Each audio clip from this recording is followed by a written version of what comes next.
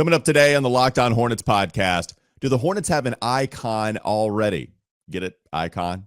I don't know if I've heard that one before. Also, Josh Green, Grant Williams, they're expected to return soon. What does that mean for the Hornets? What does it mean for the role players that might be coming back? And we'll talk about some of the Hornets rumors swirling about. All today, LOH.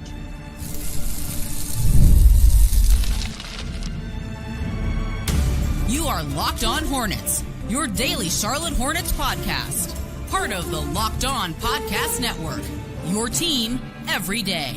In a minute, cuz we live.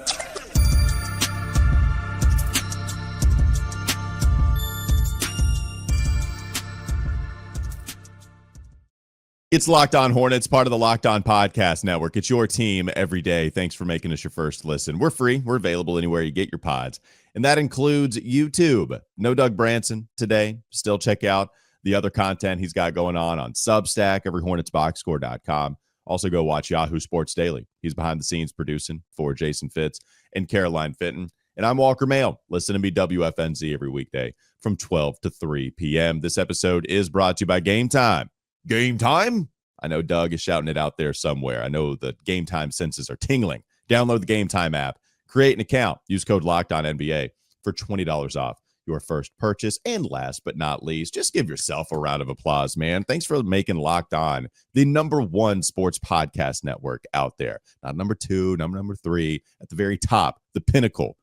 When we talk, it's echoing. We are at the very top of the mountain, and we appreciate you. Pat yourself on the back for allowing us to be the #1 sports podcast network. Going to try to make this as quick as possible. One, I don't have the phlegm button like Doug does, and I might be experiencing some of those issues. I know you hate it. I saw some of the comments on Reddit. Just know I myself hate it, okay? I hate it as much as anybody. I'm hoping to avoid it as much as possible, but I can't pass it to anybody to help me out today. Doug left me high and dry, so hopefully we get through this together. I did want to dive into all of the things that we've missed over the last few days. One, as you've noticed, the schedule very wonky for both me and Doug with everything else we have going on. I don't know if we've given enough light to some of the things that have happened in the Hornets atmosphere, like Kon Knueppel winning Rookie of the Month, Kon being talked about by every basketball podcast that you listen to.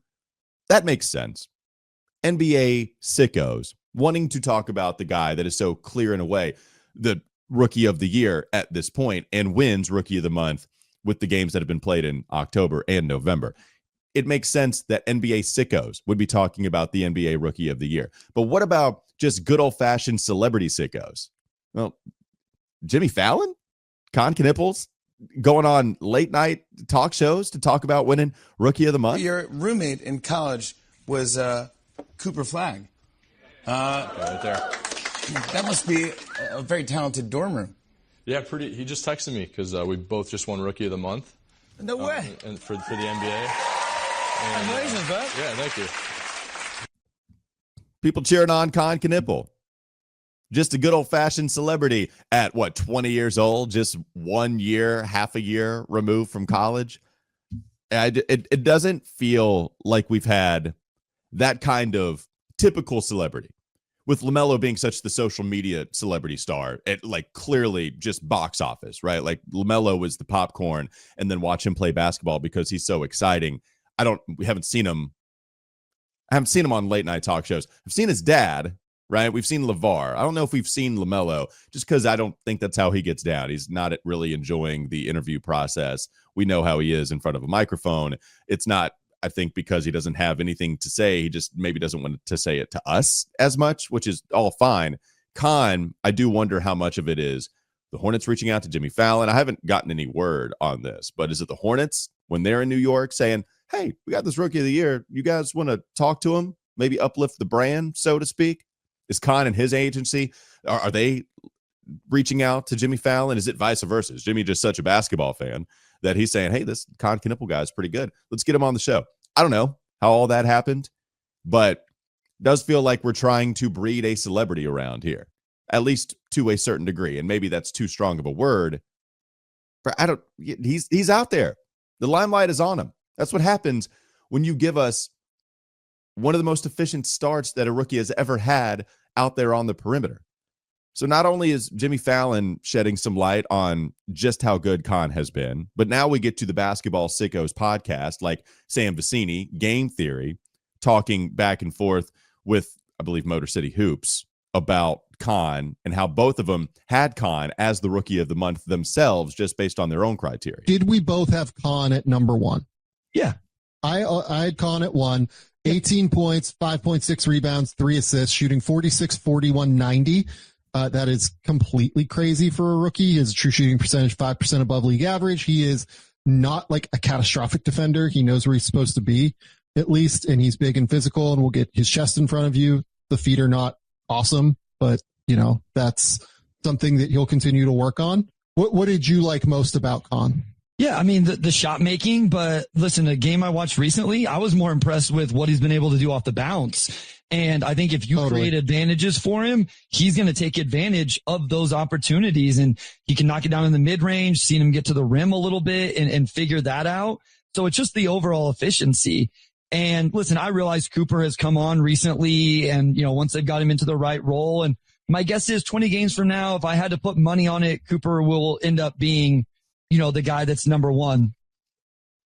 Bryce Simon of Motor City Hoops talking there with Sam Vecini on the Game Theory podcast. Yeah, that we can get to the whether Kon can hold on type of thing. But here, smart basketball people are also discussing how it's Kon, number one. Cooper Flagg, he has been coming on strong, but also it's not as good as what Kon has given us October and November. And you also have people like John Hollinger writing about the basketball knowledge and what he's doing to continue to work on his game. And here's what John Hollinger writes on the New York Times, the Athletic, owned by the New York Times. In particular, Kon is working on 2 tricks that will help him be more proficient and draw more fouls inside the arc.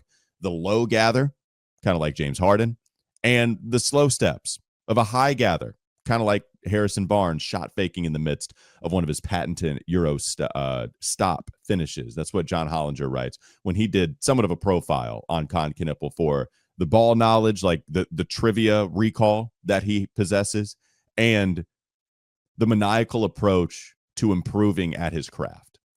Because that's what everybody discusses also, not just, hey, I need to shoot better. It's low gather so I don't turn it over as much. And when I get into the paint, being stronger, putting the basketball in places that defenders can't swipe at it, swipe or no swipey. That, to me, I think the attention to detail, and maybe it's just the admittance of what he's working on to the media with that detail that allows us to praise him for such. But like it does mean something to us. Like there does seem to be a connection here with the Hornets fan base and Kon, because he is, I think, somewhat coming out of his comfort zone. It does feel like he is trying to connect with fans and with the people, right? Like I feel like there is that connection, there is that relationship that Kon is a part of. Like we've talked about it with a guy like LaMelo, who's been the face of the franchise, and so he's just doing his own thing, and it's all good. It doesn't make him a bad guy by any stretch. That's where the misunderstanding comes in when people try to say LaMelo doesn't care, he's selfish. Nah, that stuff is ridiculous. Get out of here with that. But what is also true is that I don't know how close the fans do feel with LaMelo, just because we don't hear a lot from him. And when we do talk to him, when media talks to him, it's not like he has a whole lot to say, which is fine. He doesn't want anybody to run wild with the story, and that's cool. It's just kind of interesting with LaMelo clearly having been the face of the franchise for quite some time. Is that starting to fade? And then are we starting to pass that baton off to Kon? Because it feels like it's happening a little bit. The way to stop that is if LaMelo comes back and plays well, and maybe even emphasize plays, right? Does have to play well. We'll emphasize both. But can't be missing a ton of games. And when he does play, he's got to look a lot like what he did with New York, and even not even to that extent. Not 25, 8, and 8, because that's an absolute ridiculous stat line. Just efficient numbers, making shots, and making players better around him.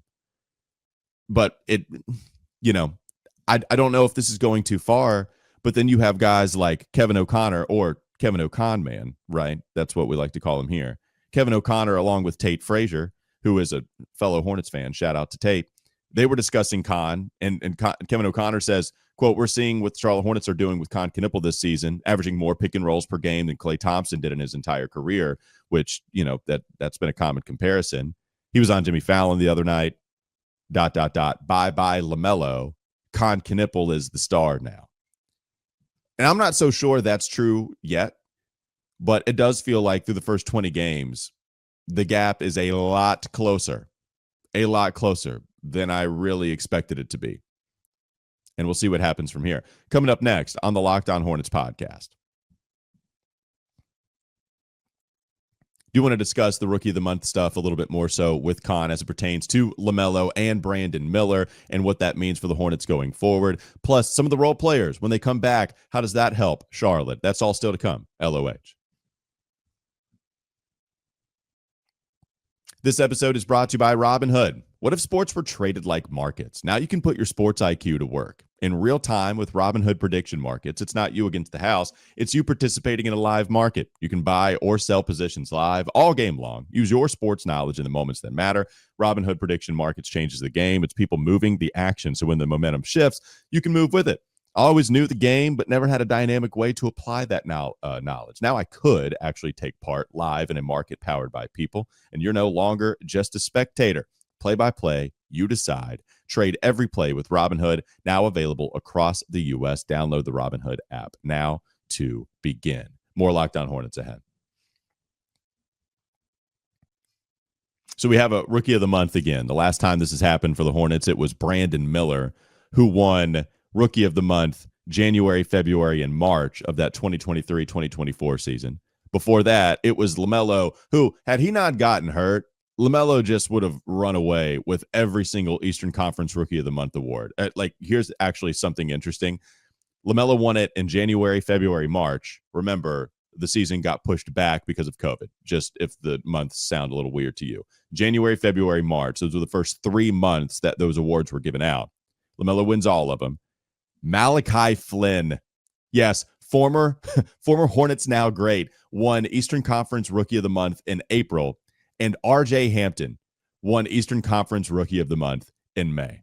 All right. It was Tyrese Halliburton the first 2 months out on the West, and then it was Anthony Edwards the rest of the way. Nah, man, Malachi Flynn and RJ Hampton took those awards once LaMelo went down with an injury. LaMelo would have cleaned up, would have won every single one of those months had he simply been healthy. Wasn't the case in April and May. Comes back the last 10 games of that season. I think because the wrist was still bothering him, the shooting percentages went down, which is why I think we did not, but others tried to introduce this debate between LaMelo and Anthony. Hey, Anthony Edwards played pretty well the last month of the season, man. Maybe he could win Rookie of the Year. Nah, man, those percentages weren't as good as what LaMelo was doing. Get out of here. LaMelo ends up winning Rookie of the Year. So he almost cleaned shop. He all of it. We go to Brandon, reverse of how LaMelo did it. Brandon doesn't win the first 2 months of the season. That belongs to Jaime Jaquez, who wins it in November and December.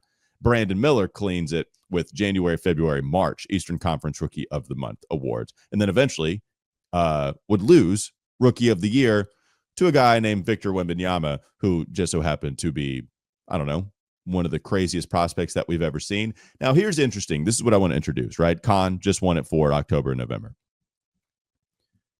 You heard Bryce Simon of Motor City Hoops on the Game Theory podcast with Sam Vecini discuss how if he had to guess the next 20 games, he thinks Cooper Flagg would actually pass Kon Knueppel on the Rookie of the Year ladder. And that's what I'm not so sure about. The way that happens to me is, one, the bias wants him to take that over because he was supposed to be the big thing. So he already comes in with the benefit of the doubt, wanting to manifest that, so to speak. So that's one thing. We have to break away from that mindset coming into the season. But the other thing is Cooper going to give us consistent percentages like I expect Kon to? Even with some of the off shooting nights from Kon so far to start December, like the off shooting nights aren't absolutely horrific. Like I still expect him to be on a 3-point rookie record breaking pace. And you just heard it within that soundbite too. He can do more stuff off of the dribble. I only expect him to get better. Yeah, defenses are going to adjust, but also I think Kon is smart enough to adjust off of the adjustments. To me, what Kon is doing seems sustainable, and I think he's going to win Eastern Conference Rookie of the Month. I mean, almost every single month. VJ Edgecombe is the big competition over here, right? The other high draft picks, Cooper Flagg's out west. Dylan Harper, who's awesome. Love Dylan Harper. He's out west. I don't think Trey Johnson will be able to do it. Maybe he does, but playing for Washington certainly isn't going to help.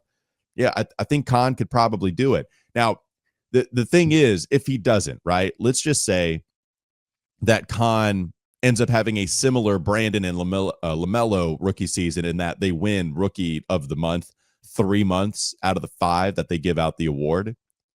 It is better to do it later in the season than it is early, right? I just talked about how I keep using we. It's not we. Walker, get that out of here.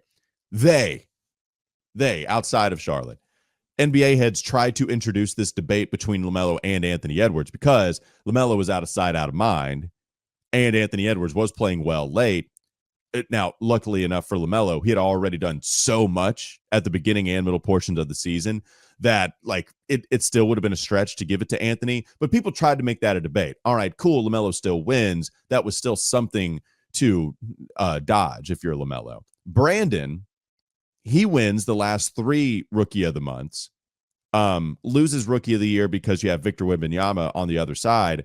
But the last 4 Rookie of the Year awards, the Rookie of the Year award went to a player that won Rookie of the Month in March or the last month of the season. Scotty Barnes, Paolo Banchero, Victor Wembanyama, and Zachary Risache, excuse me. Or was it Stephon Castle? Either way, they both won, right? Rookie of the Year. Let me look that up real quick. So it doesn't matter. They both won in each of their conference. Yeah, it was Stephon Castle, but he won Rookie of the Month as well. The last guy to not win in the last month of the season was LaMelo, who would eventually win Rookie of the Year. So if Cooper Flagg does hang on all the way in the back half of the season and Kon loses a couple of them, even if they're in different conferences, I do wonder if there's going to be this recency bias once people start voting on that award, and if Kon is going to be a victim of that. All right, coming up next on the Locked On Hornets podcast, Josh Green and Grant Williams. We've seen Grant Williams practice with the team on social media, and Josh Green could be coming back soon after practicing with Greensboro. What does it all mean? We'll talk about it coming up next. LOH. This episode is brought to you by Game Time. Game Time? The World Cup is coming back to North America for the first time since 1994, and with 48 teams for the first time ever, it's going to be massive. But let's be honest, getting tickets is usually the hard part. That's why the Game Time app is clutch, finally giving fans a real advantage when it comes to snagging seats. With Game Time, you can track price drops. You can track price drops in real time, get alerts when great seats open, and buy tickets the moment they hit the app. It puts the power back in your hands and makes going to the World Cup realistic instead of impossible. You pull up the app, and the layout makes it so simple to scroll through matchups and compare seat views. Pick a game, tap a section, and have your tickets locked in within minutes. No confusion, no hunting for fine print. The seat view feature is a game changer. You literally see what the pitch looks like from your exact seat before you buy, and prices include fees up front, which I love. No last-second surprises at checkout. Take the guesswork out of buying World Cup tickets and every match, concert, or event with Game Time. Download the Game Time app, create an account, use code LOCKEDONNBA for $20 off your first purchase. Terms apply. Again, download the app, make an account, use code LOCKEDONNBA for $20 off. Swipe, tap, ticket, go. Game Time. More Locked On Hornets ahead. One last thing on LaMelo and Kon, just to clear some stuff up. I don't want to pin the two against one another. I just kind of feel like that's happening within the basketball space. This is natural, right? If you feel like one guy might get traded after he's been in trade rumors each of the last, 2-3 seasons, something like that, and then you have such a fun, record-breaking rookie, then you feel like, hey, maybe that baton is going to get passed at some point. I would love for them to both work together, but we just had the big dramatic graphic on the YouTube episode yesterday. Is the dream dead? And as much as I don't want to admit it right now, it does kind of feel like the dream is dying if it's not already dead. And here's Zach Lowe. I think I might have already played this soundbite, but just in case you missed it, Zach Lowe was talking about it with Mo Dakhil on the Zach Lowe show that, yeah, with all the rumors swirling about, he does think LaMelo is on the move, could be a real thing come the February 5th trade deadline. It's going to be a very interesting trade season from that regard, because I do think there are all these sort of distressed asset kind of players that people don't know what to do with. I mentioned all the point guards, and I do think we are going to hear some LaMelo noise. He rebutted a report that he wanted out of Charlotte. I actually believe him that he doesn't want out of Charlotte. I think the more interesting question is, what does Charlotte want? He's got 3 years left on his contract after this year. It's a tough one to move. That's what I mean by distress. It's going to be a tough one to move. It's point guard. Not everyone needs a point guard. Look, as one of the last people swimming in the LaMelo Lagoon, this season has been very tough for me. His water's getting a little murky. He's missed half the games almost like usual. He's shooting 38%, 28% on threes. Just got to make more baskets. I just haven't loved what I've been seeing. To be fair, this was before the New York Knicks game where he did have his 30-point game and shot better from the field overall. Had the assist, contributed in a lot of different areas of the box score. So maybe this is the springboard that allows LaMelo to play a lot better than really what he has the first 15 games or so of the season. That would be great. I would love for us to just be shut the hell up if LaMelo came out and said, guys, I know you were worried. It really was all about me getting back into a rhythm.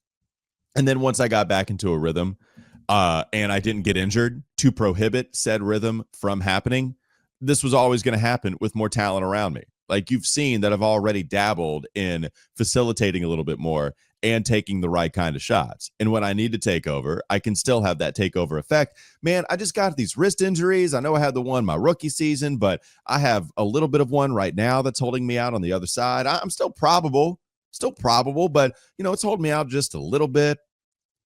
Okay, yeah, I got the ankle impingement, but I've passed that on to Trey Mann. I've passed impingements on to all the other guards on the team. Like now I'm starting to recover a little bit. We got Toronto, Denver, Chicago, Cleveland, Atlanta coming up. Those are the next 5 games.